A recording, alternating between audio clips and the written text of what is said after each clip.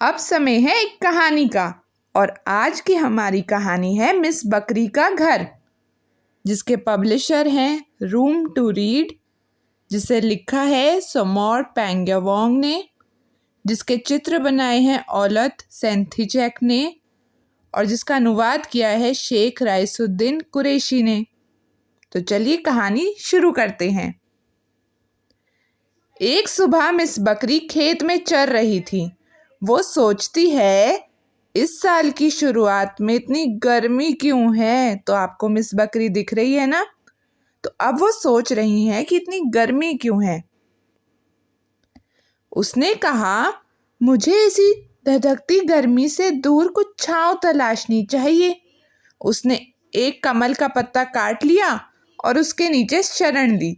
तो क्या आपको मिस बकरी कमल के पत्ते के नीचे शरण लेती हुई दिख रही है? लेकिन जल्द ही कमल का पत्ता गर्मी में सूख गया। मिस बकरी ने केले के पत्ते के नीचे शरण लेने की कोशिश की, लेकिन दोपहर का सूरज इतना तेज था कि केले का पत्ता भी मुरझा गया। तो अब क्या हुआ? इतनी ज़्यादा गर्मी थी कि कमल का पत्ता भी सूख गया। तो मिस बकरी ने केले के पत्ते के नीचे छांव ली, लेकिन दोपहर का सूरज इतना तेज था कि वो भी मुरझा गया। मिस बकरी पेड़ की शाखाओं का आश्रय बनाने के लिए जंगल में भाग गई, लेकिन एक गर्म हवा ने सभी पत्तियों को उड़ा दिया।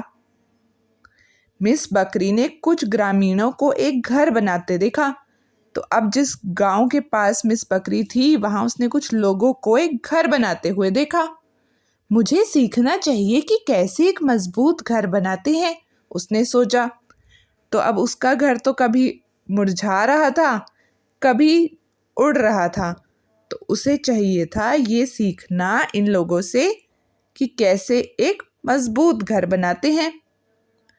ग्रामीणों को थोड़ी देर देखने के बाद मिस बकरी को पता था कि उसे क्या करना है। तो अब उन गांव के लोगों को देखने के बाद मिस बकरी को समझ आ गया। उसने पेड़ की शाखाएं इकट्ठी की। तो अब आप देख सकते हैं वो पेड़ की शाखाएं इकट्ठी कर रही है। उसने केले के पत्ते भी इकट्ठे किए। तो उसने क्या क्या इकट्ठा किया? पेड़ की शाखाएं और केले के पत्ते। मिस बकरी ने पेड़ की शाखाओं के लिए छेद खोदा। तो अब आप देख सकते हैं वो कितनी मेहनत करके छेद खोद रही है। फिर उसने पेड़ की शाखाओं पर केले के पत्तों को फैलाया और उन्हें कस कर एक साथ बांध दिया। उसने इतनी मेहनत की, वह अब पहले से कहीं ज़्यादा गर्म थी।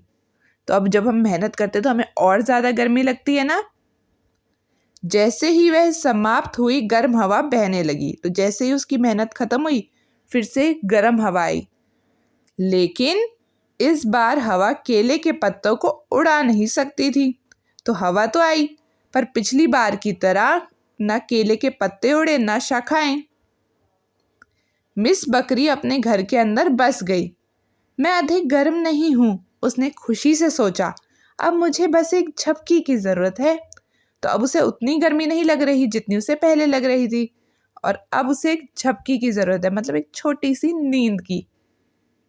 तो ये थी हमारी आज की कहानी।